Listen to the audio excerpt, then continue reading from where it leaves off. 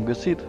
În acest filmuleț mi-am propus să vă vorbesc despre cum sau cu ce putem să finisăm băile din casele ecologice.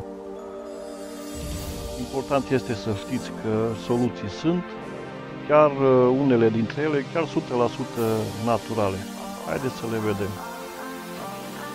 Una dintre aceste soluții ar fi așa numitul Tadelac, o tencuială decorativă pe bază de var, care din păcate nu se găsește în mod natural în România, ci este original din Maroc. Tocmai de asta în România trebuie cumpărat, însă este un material cu ajutorul căreia puteți să aveți în final o baie, pot să zic, unicat, personalizată, pentru că se poate colora după preferințe, se poate aplica pe suprafețe organice. Deseori la construcțiile ecologice lucrăm cu suprafețe organice.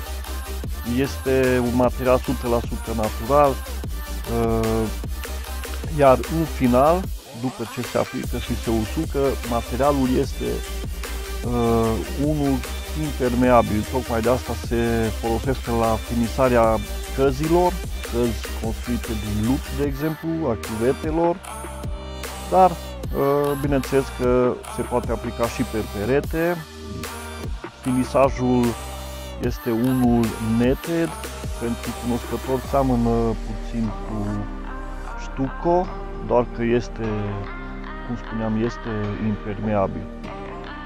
O altă soluție ar fi mozaicul din diferite materiale reciclate, cum ar fi faianța sau gresia, sticlele sau chiar și piatra. De exemplu, mozaic din faianță se poate găsi și în comerț, gata prefabricat. Se poate aplica cu adeziv sau se întâmplă deseori să fie aplicat chiar în lut, după care se rostuiește cu kit pentru rosturi, impermeabil.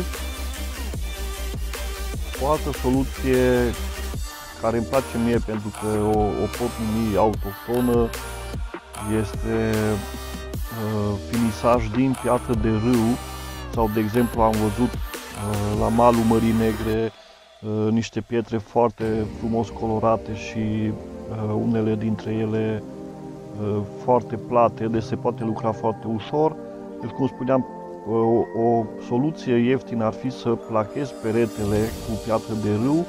La fel poți aplica între piatră kit pentru rosturi, care face suprafața respectivă impermeabilă.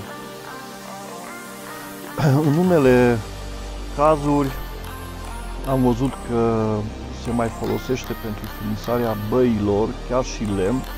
Probabil mulți o tratează cu soluții nu neapărat ecologice.